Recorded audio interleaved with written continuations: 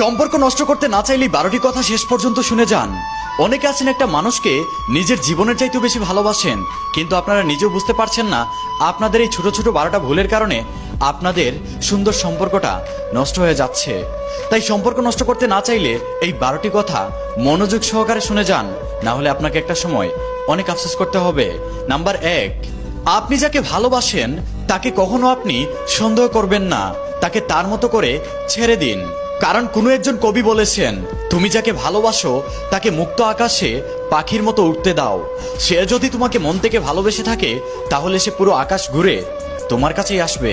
আর যে তোমাকে ভালোবাসে না তাকে যদি তুমি বন্দি করে রাখো, সে তোমাকে আজ হোক অথবা কাল ছেড়ে যাবে।